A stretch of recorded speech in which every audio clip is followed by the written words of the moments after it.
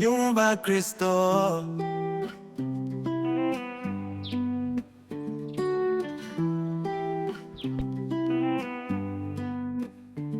Kristo kumbona igihe hari gito wanyemerera, ugafora umuheto nkakwereka aho ujya kundasira.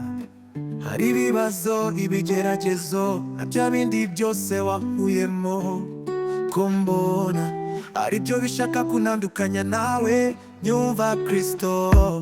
Ubuze iminsi tunyuzamo n'ishuri, ifite ibimenyetso aho nageze buri munsi. Hambereye ibigerezo, niruka inyuma y'iminsi nshaka ibisubizo, ariko iminsi ireduneha amahurizo.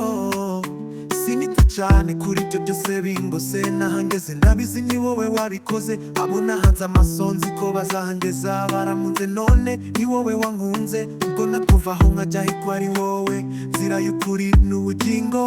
Nyumva Kristo. Hari isaha nakunze kuva nakumenya, numva ndatuje. Ku isaha ya kendo bo wari uri ku musozi usenga urukundo. Imbabazi zawe nyinshi zigutera kugenda gutabara abuze kwizera. Ubwo ndavuga Petero n'abandi bigishwa bawe. Nyumva Kristo.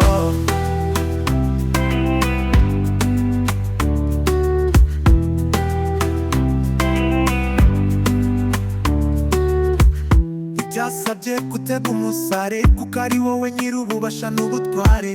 Wavuze bikaba, wategeka bigakomera. Ubwo uragenda ugendesha amaguru hejuru y'inyanja, ugeza aho abigishwa bawe bari baratinya bati mudutabare, noneho tubonye umuzimu.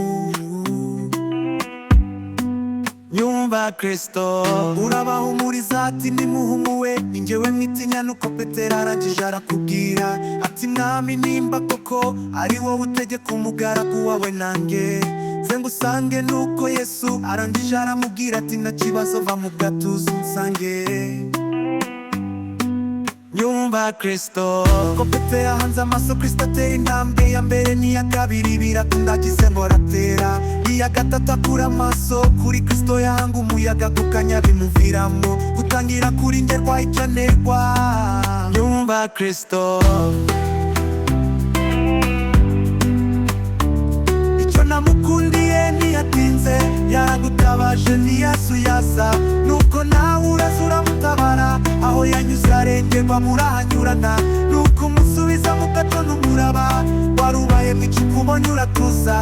Nuko mwicara mu gato murakomeza. Nyumva Kristo.